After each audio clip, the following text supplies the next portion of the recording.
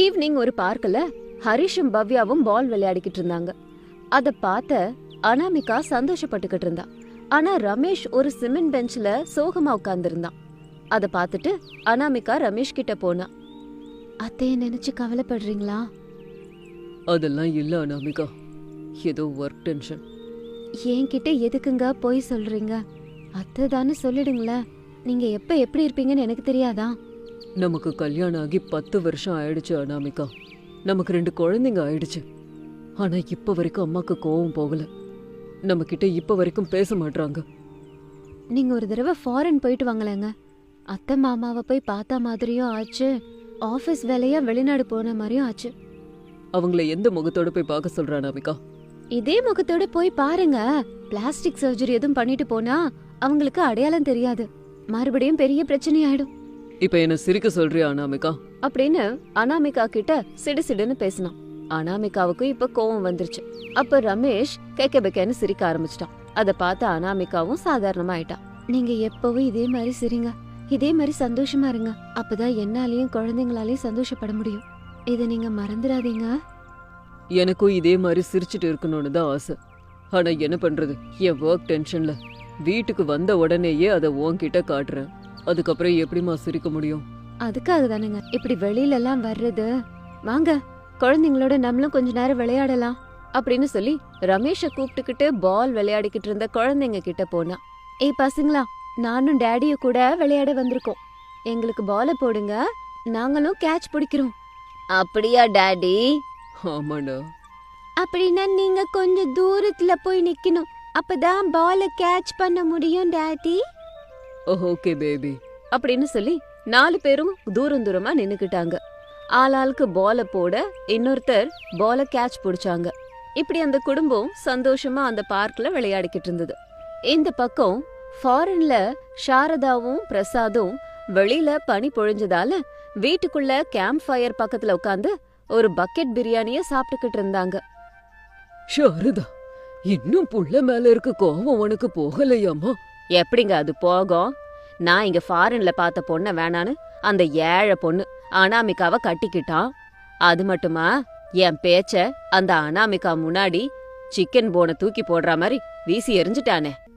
கோவம் இருக்குந்தா சாரதா, நான் இல்லன்னு சொல்ல வரல. ஆனா அவனுக்கு கல்யாணம் ஆகி 10 வருஷம் ஆயிடுச்சு, குழந்தைங்களும் இருக்கு. பவ்யாவும் ஹரிஷும் பிறந்ததுக்கு அப்புறமும் கூட பையன் மேல உனக்கு இவ்ளோ கோவம் இருக்கிறது தான் புரியல. என்னது இது? அந்த குழந்தைங்களோட பேரு ஹரிஷ் பவ்யான்னு உங்களுக்கு எப்படி தெரியும்? அப்படின்னா ரமேஷோட நீங்க பேசிக்கிட்டு தான் இருக்கீங்களா? புள்ள சாரதா, அவன் நம்ம புள்ள. அவனோட பேசாம எப்படி இருக்க முடியும் சொல்லு? ஓஹோ, அப்பாவும் புள்ளையும் ஒன்னா சேர்ந்துக்கிட்டீங்களா? இந்த அம்மாவை ஒதுக்கிட்டீங்க, அப்படிதானே? நானும் ரமேஷும் உன்னை என்னைக்கும் தனியா ஒதுக்கினதில்ல சாரதா. ரமேஷுக்கு என்னை விட உன்னதான் ரொம்ப பிடிக்கும்மா.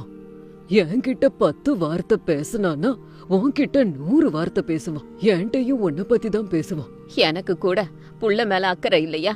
சொல்லுங்க, நான் எத்தனை தடவை என் புள்ளைய நினைச்சு அழுதுருக்கேன் தெரியுமா? தெரியும் சாரதா. அவ்வளவு அன்பையும் ஏன் உனக்குள்ள நீ மறைச்சு வைக்கணும்? புள்ள கிட்ட பேசிட்டா சரியா போயிடுமே. நான் பேச மாட்டேன். பிசினஸ் விவகாரமா இந்தியாக்கு நம்ம எத்தனையோ தடவை போனோம். அவனை கூட நம்ம பார்த்தோம். என்ன கூப்பிட்டு பார்த்தான், என்கிட்ட பேசணும்னு கையில விழுந்தான், கால்ல விழுந்தான்.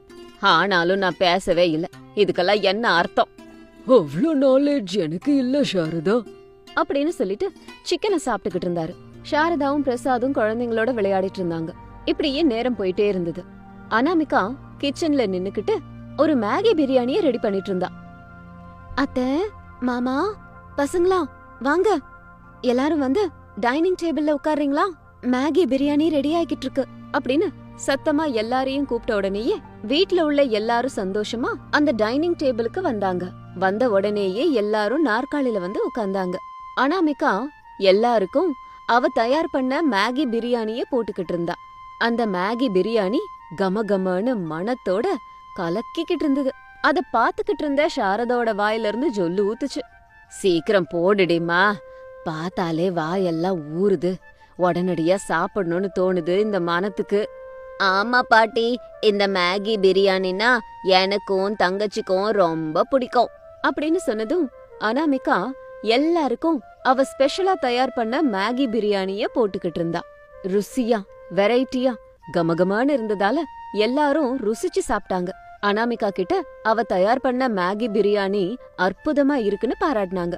சாரதாவுக்கு அனாமிகா ரெடி பண்ண இந்த மேகி பிரியாணி மேல தனி அபிப்பிராயமே வந்துருச்சு. ஃபாரின்ல எவ்ளோ வகையான இந்தியன் சாப்பாட சாப்பிட்டாலும், எவ்ளோ விதமான ஃபாரின் சாப்பாட பத்தி தெரிஞ்சாலும், இந்த ஒரு மேகி பிரியாணிக்கு முன்னாடி அது எதுவும் ஒண்ணு இல்லன்ற மாதிரி ஆச்சு. பிரசாத் சொன்ன மாதிரியே மருமக இவ்ளோ நல்லா சமைப்பாளா அப்படிங்கிற சந்தேகம் அன்னைக்கு தீந்துச்சு சாரதாக்கு. அதுக்கப்புறம் சாரதா குடும்பம் மறுபடியும் ஃபாரின் போகாம பேரன் பேத்தியோட விளையாடிக்கிட்டு பையன் மருமகளோட சந்தோஷமா இந்தியாவிலே இருந்துட்டாங்க.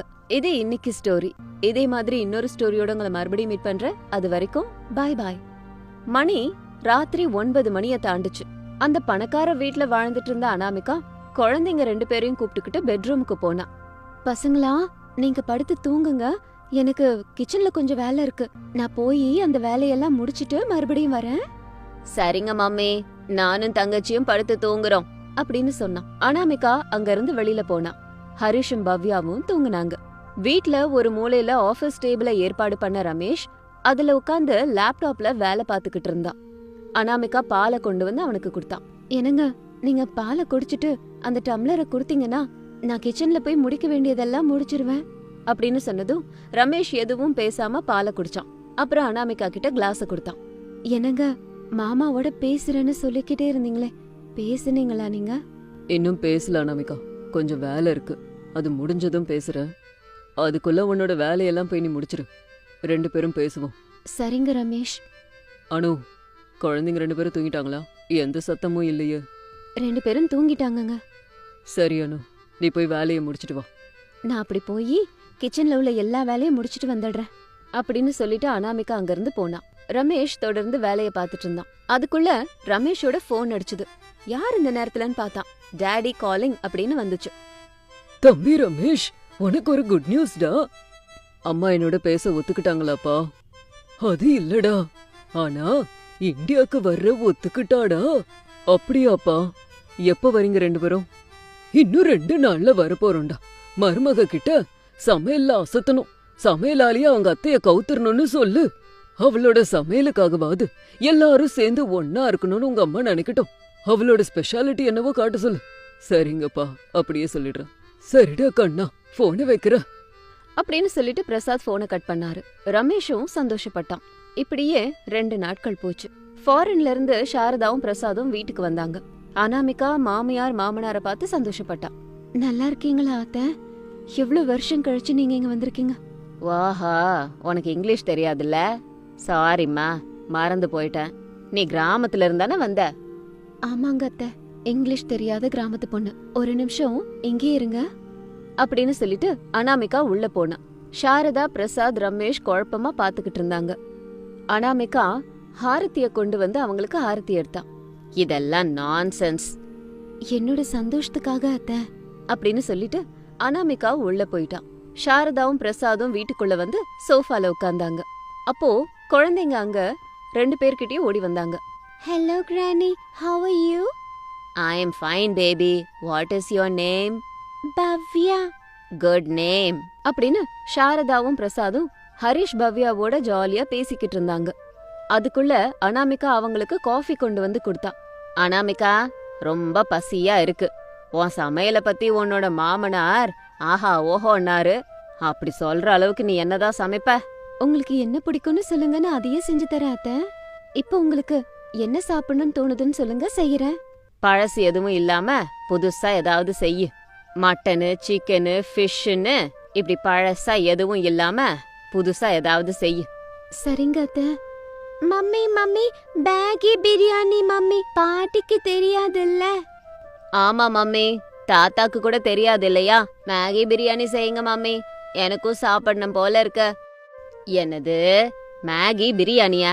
பரவாயில்லையே, கேக்குறதுக்கே நல்லா இருக்கே மருமகளே, அதையே செய்யு. நான் இது வரைக்கும் இதை கேள்விப்பட்டதே இல்ல. கேட்கவே நல்லாவும் இருக்கே. ஏற்கனவே மேகி பிடிக்கும், பிரியாணியும் பிடிக்கும், 2ம் ஒன்னா சேர்ந்தா சூப்பர். முதல்ல அதை போய் செஞ்சு கொண்டு வாமா. சரிங்க அத்தை, நீங்க ஃப்ரெஷ் ஆகிட்டு டைனிங் டேபிள்ல வந்து உட்காருங்க. எல்லாருக்கும் மேகி பிரியாணிய செஞ்சு கொடுக்கறேன். எல்லாரும் சாப்பிட்டுட்டு அந்த பிரியாணி எப்படி இருக்குன்னு சொல்லுங்க அப்படின்னு சொல்லிட்டு அனாமிகா அங்க இருந்து போயிட்டான்.